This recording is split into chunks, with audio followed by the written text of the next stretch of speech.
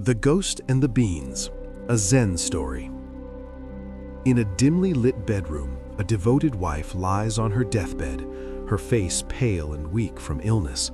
She reaches out to her husband, who kneels beside her, holding her hand tightly. With her last breaths, she confesses her deep love and begs him to promise he will never see another woman after she dies, warning that she will haunt him if he betrays her.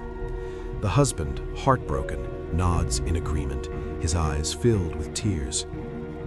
For several months following his wife's death, the husband honors her memory by living in solitude. He wanders through the quiet village paths, avoiding social gatherings and the company of other women. His days are filled with quiet reflection, but loneliness begins to weigh heavily on him as time passes. One fateful day, the husband encounters a kind and beautiful woman in the village market.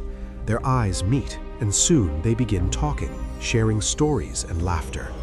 Over time, their connection deepens into love, bringing joy back into his life after months of grief.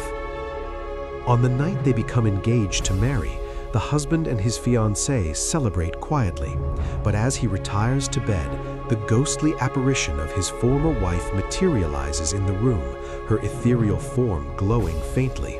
She accuses him of breaking his promise, her face twisted in anger and betrayal, filling the air with a chilling presence. Night after night, the ghost returns to torment the husband.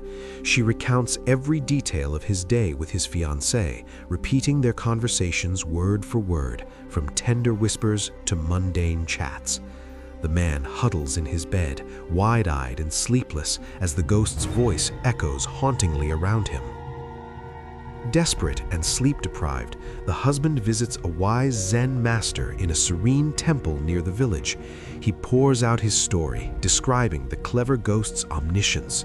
The master listens calmly, then smiles knowingly, and imparts a simple yet profound piece of advice on how to confront the spirit. That very night, as the ghost appears again, the husband follows the master's guidance. He praises her wisdom and all-knowing nature, admitting he can hide nothing from her. Then he proposes a deal. If she answers one question correctly, he will end his engagement and remain single forever. The ghost agrees to the question. The man reaches into a large bag on the floor and scoops up a handful of beans, holding them out in his palm. He challenges her.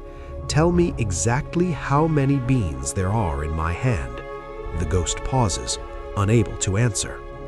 In that instant, confronted with a question that defies her knowledge, since the number is arbitrary and uncountable without physical form, the ghost vanishes into thin air, never to return.